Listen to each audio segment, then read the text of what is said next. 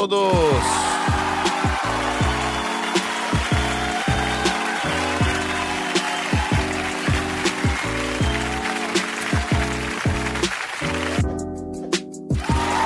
Sejam bem-vindos a mais um episódio do nosso Fluircast.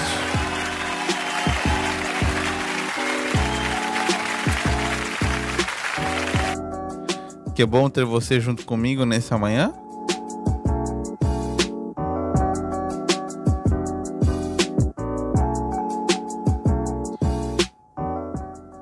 Muito bom ter você comigo nessa manhã aqui.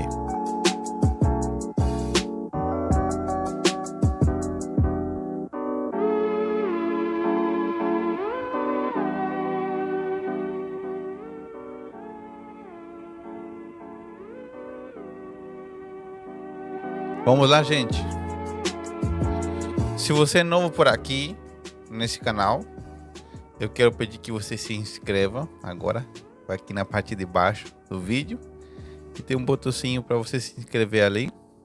Aperta o sininho das notificações, porque assim, cada vez que sair um vídeo novo, você será notificado. E cada vez que nós estivermos ao vivo também, você será notificado, ok? Deixa o seu like já antes de nós começarmos com esse programa. Pode deixar o seu like aqui, porque com certeza esse conteúdo de hoje também vai abençoar e tocar muito a sua vida, ok? Então nós vamos recapitular um pouquinho o que nós vimos ontem no nosso último episódio, e nós vamos entrar de cheio nesse novo episódio, naquilo que temos para aprender neste dia de hoje, ok? Ontem nós paramos numa coisa muito interessante, como tem sido todos os episódios, com uma pergunta: por que ou para que nós nos tornamos agora a habitação de Deus? Onde nós vimos que Deus não habita em prédios, em edifícios feitos por mãos de homens. Deus habita em seres humanos. E o desejo de Deus de retornar ou religar o privilégio que Adão havia perdido de ser habitado de Deus, de ser a habitação de Deus, nós recuperamos através do sacrifício de Jesus. Quando Jesus morreu na cruz e pagou o preço pelo nosso pecado, ele se fez pecado no nosso lugar, ele se fez maldição no nosso lugar. A Bíblia declara que a todos aqueles que cremos nele, Deus nos dá o direito de nos tornarmos filhos de Deus, assim como Cristo Jesus era. E nos tornamos filhos de Deus, temos alguns direitos, e um dos direitos mais importantes é que nós nos tornamos a habitação de Deus. Deus habita em nós. Deus habita em nós assim como ele habitava em Adão. E hoje nós vamos descobrir alguns dos motivos mais importantes pelos quais Deus habita em nós através do seu Espírito, através do Espírito Santo. Nós vimos ontem que quando o Espírito Santo nos encontrou, quando Jesus nos salvou, nesse preciso instante, o Espírito de Deus ressuscitou o nosso espírito, ok? Espírito Santo é uma coisa, o nosso espírito é a parte interna nossa, ok? Então, quando o Espírito Santo ressuscitou o nosso espírito, nós abrimos os nossos olhos novamente, espiritualmente. Para quê? Para um relacionamento com Deus, para conseguir perceber e ouvir a voz de Deus. Por quê?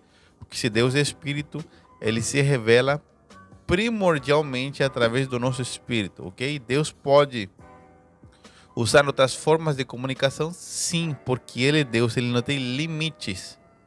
Mas principalmente, ele estabeleceu o mecanismo, o método de falar através do seu Espírito Santo, porque Deus é Espírito e essa é a forma da sua natureza se comunicar, ok?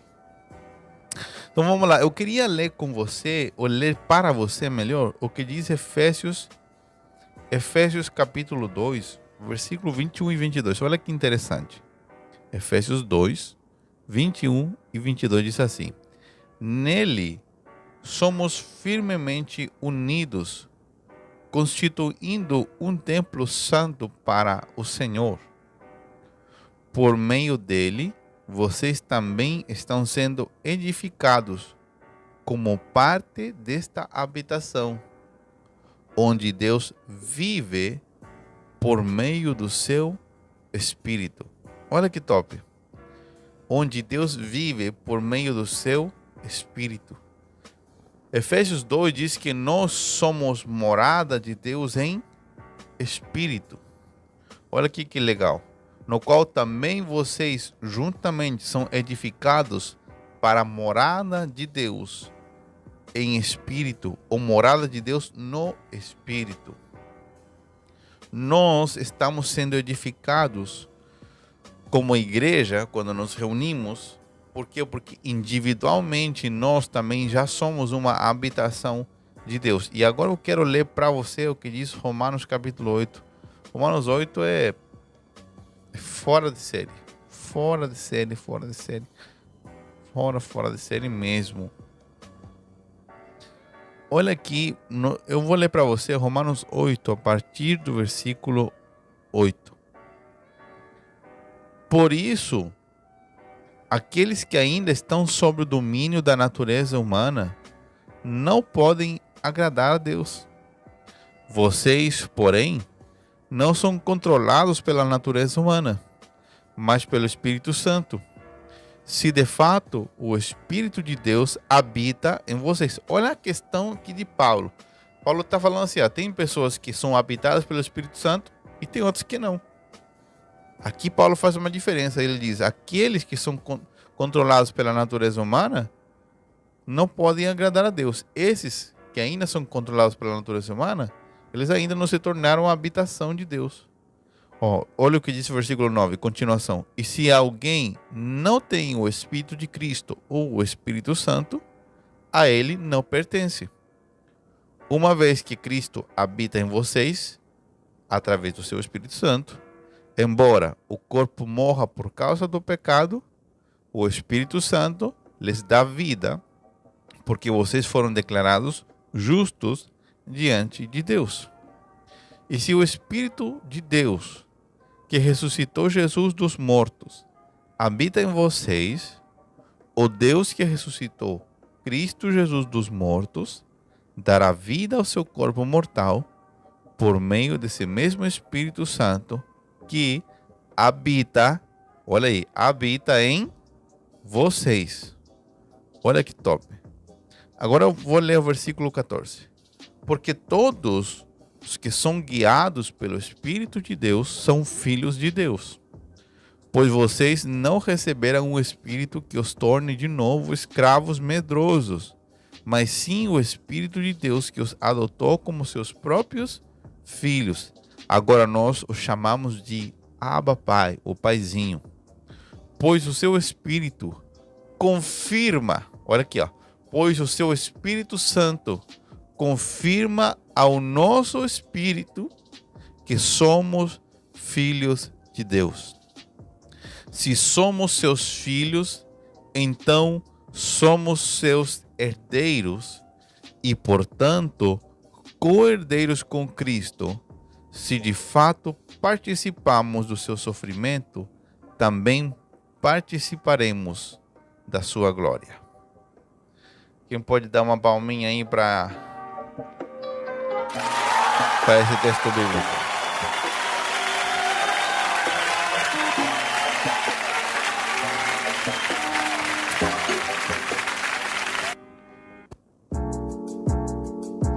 Olha que top o que nós acabamos de ler em Romanos e em Efésios. E agora nós vamos, lendo esses textos bíblicos, nós vamos entrar em terreno prático nessa manhã para entender. Nós já estamos há 2 semanas falando sobre o Espírito Santo, sobre o Espírito, sobre a morte, sobre a vida. Mas por que nós estamos falando sobre isso? Para chegar a algum lugar. E nós já estamos quase chegando lá. Ainda não chegamos, mas estamos quase chegando lá. Então, hoje nós vamos descobrir alguns dos motivos, ok? Alguns dos motivos práticos de por que nós somos habitação de Deus, através do seu Espírito Santo. Tem alguns motivos práticos para Deus o tempo todo. Os motivos pelos quais ele se move em nossa vida são motivos práticos. Deus não está procurando motivos filosóficos, motivos só que fiquem na nossa mente, na nossa imaginação. Deus está buscando motivos práticos, coisas que realmente podem mudar a nossa realidade por completo e que podem gerar uma transformação em nós. O primeiro motivo primordial pelo qual o Espírito Santo habita em nós, o Espírito de Deus habita no nosso espírito, é para produzir a própria natureza de Deus em nós, através de uma transformação sobrenatural. Como assim? No dia em que Adão entregou nas mãos de Satanás a sua vida, literalmente, quando ele pecou, ele renunciou. Ele abriu mão voluntariamente, porque ninguém colocou uma arma na cabeça, o diabo não veio com uma lança, o diabo não veio, a serpente, não veio com com uma faca feita de pedra. Estamos falando de um momento, muito precário da história. Satanás não apareceu assim. Satanás só tentou o homem com palavras, o homem e sua mulher, e eles decidiram voluntariamente ceder ao pecado. Quando o homem cedeu ao pecado, ele entregou em bandeja, entregou nas mãos de Satanás a sua vida e o rumo da humanidade. A partir dali, a partir do pecado, o homem não tinha mais a vida do seu espírito. Portanto, o homem não tinha mais a influência de Deus no seu interior. O homem passou a possuir somente a vida da alma e a vida física. A vida física é um resultado das vidas interiores, da vida do espírito e da vida da alma. A vida da alma é onde estão as nossas emoções, nossos sentimentos, nossas vontades. Quando o homem pecou e o pecado tomou domínio do interior do homem, o homem passou a ser governado pelas suas emoções e passou a ser governado pelas suas vontades. Imagina você e eu governado pelas nossas emoções e vontades. Ou seja, hoje eu me sinto assim, eu vou fazer aquilo ali. Hoje eu tenho vontade daquilo ali, vou fazer aquilo outro. Adão e Eva eram governados pelas suas emoções e pelas suas vontades. Mas o que Paulo diz em Romanos 8? Que aquele que não tem o Espírito de Deus, aquele que não é a habitação de Deus, ele é governado pela sua carne. Ele não consegue se controlar. Ele não consegue vencer. Porque ele não tem essa capacidade. Agora, quando nós fomos salvos por Jesus, nós fomos alcançados por Ele, nosso pecado foi perdoado, o Espírito Santo veio a morar em nós. O primeiro trabalho do Espírito Santo em nós é através da própria presença do seu Espírito em nós, é transferir essa vida, a vida do seu Espírito, que está no nosso interior, para todo o nosso ser. O desejo de Deus é que a vida do Espírito Santo comece a permear. Sabe o que é permear? Sabe quando você molha uma mesa? Aconteceu um acidente, molhou uma mesa com suco, com refrigerante, com água, seja lá com o que for. E você pega um papel toalha, uma folha de papel toalha, e você coloca em cima. Aos poucos, a água vai preenchendo o papel completo. A água vai permeando. A água que entrou em contato num lugar, ela vai tomando conta e vai tocando todo aquele papel toalha até ele ficar encharcado por completo. Isso é permear.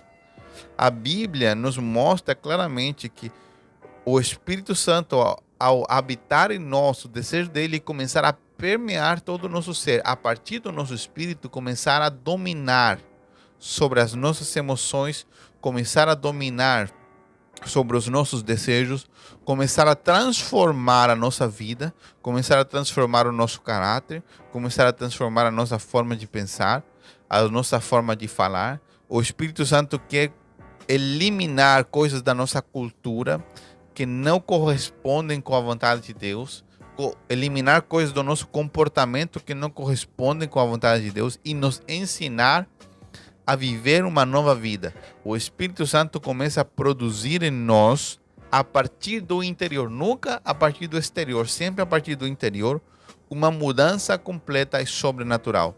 Se você é a habitação de Deus, de alguma maneira, você está sentindo os impulsos do Espírito Santo em seu interior para experimentar uma transformação sobrenatural. Tem pessoas que, às vezes, por decisões próprias, decidem se afastar da vontade de Deus, param de congregar, vão para uma vida comum, vão para bagunçar na vida, mas elas são salvas. Por quê? Porque elas constantemente estão lutando com uma voz interior que lhes motiva a viver uma vida transformada. E essas pessoas, eu sempre brinco assim, né? Todo aquele que já é a habitação de Deus, ele nunca mais pecará em paz.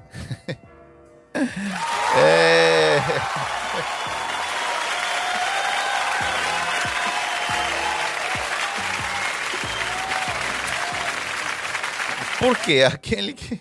Aquele que não é habitado pelo Espírito Santo, ele peca em paz.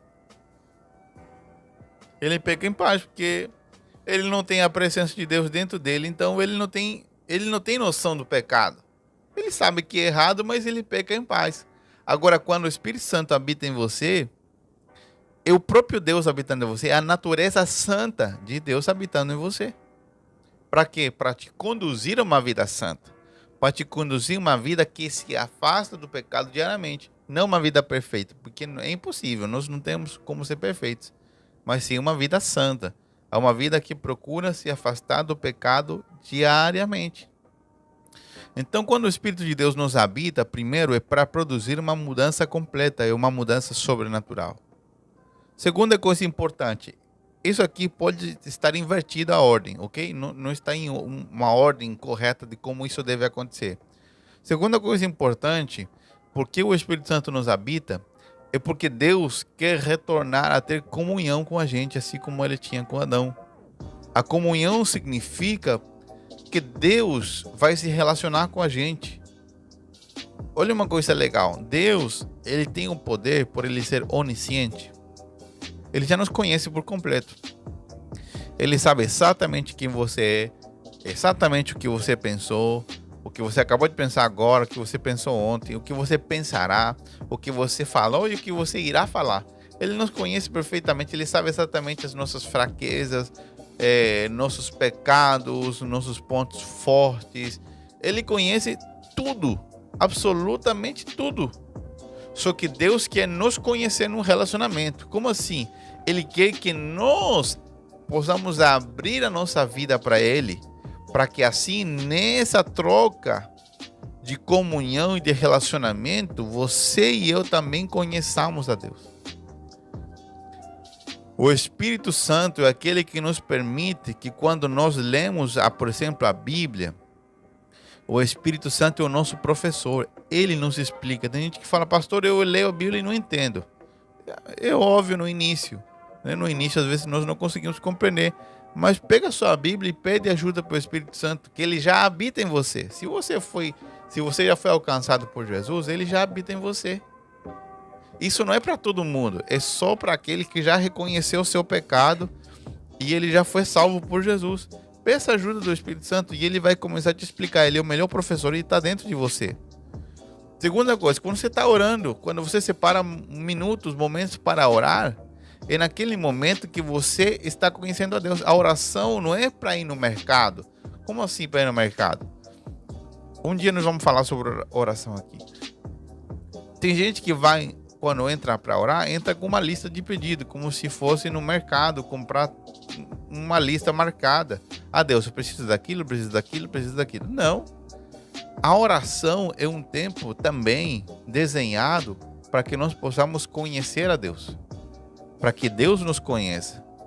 Ah, pastor, mas Deus sabe. Deus sabe, mas você tem que falar. Porque Ele precisa te conhecer. Deus quer que voluntariamente você fique nu diante dEle. Como assim? Que você tire a aparência de uma vida sem problemas, de uma vida certinha. Deus quer que você se mostre como você é. Porque dessa forma, que você revelando quem você é verdadeiramente, você também vai poder conhecer a um Deus de misericórdia, a um Deus de amor, a um Deus de graça, a um Deus que é Pai.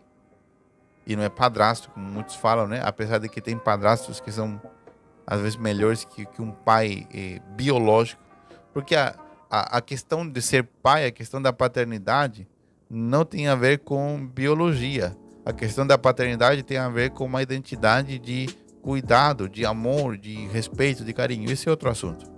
Então Deus quer produzir comunhão através do seu Espírito Santo em nós, e para que nós possamos conhecer a Deus e Ele também nos conheça. E terceiro ponto, aqui dos que eu escolhi mais importantes, é que Deus, através do seu Espírito em nós, ao nós nos tornarmos morada de Deus pelo Espírito, Deus quer nos guiar para uma nova vida. O que acontece? Quando você e eu recebemos a Cristo, nós fomos introduzidos a uma nova vida. Por isso que nós nascemos de novo. Nascemos de novo para uma nova vida. Uma vida com um novo planejamento, uma vida com um novo destino, com um novo futuro, uma vida com novos desafios, uma vida com novos inimigos, uma vida com novos obstáculos e, por cima de todas as coisas, uma vida com um caminho diferente, com um percurso diferente. No passado, éramos nós que definíamos a nossa rota, a nossa forma de andar. Da agora em diante já não será mais nós. A Bíblia revela que nós somos praticamente cegos no sentido da rota da nossa vida. Que nós não conhecemos a rota da nossa vida, mas nós podemos ser guiados. Romanos 8,14, que nós lemos aqui, diz algo muito interessante. Mas todos aqueles que são filhos de Deus são guiados pelo Espírito de Deus. O que Paulo está falando aqui? Quem precisa ser guiado? Uma pessoa cega. Uma pessoa que não enxerga. Sabe quando fazem aquela brincadeira? Como chama? Cobra cega, que chama aqui em português? Cobra cega, né? Em espanhol é galinha cega. Não sei porque tem nomes tão diferentes. Como dado aqui para vocês saberem, né? Wikipédia um pouquinho. O que acontece?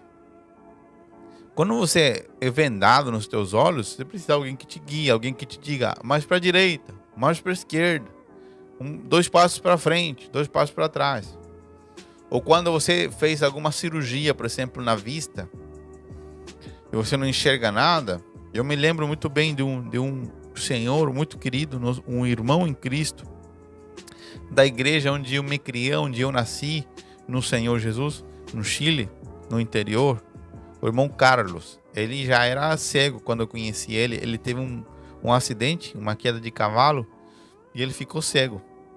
E ele aprendeu a fazer muitas atividades dentro da sua casa, mas para andar na rua, normalmente andava com um bastãozinho, e quando nós podíamos guiar ele andava muito mais rápido. A velocidade, quando ele era guiado, era muito diferente de quando ele andava sozinho, porque ele não enxergava. E a gente dava o cotovelo para ele segurava e ele ria.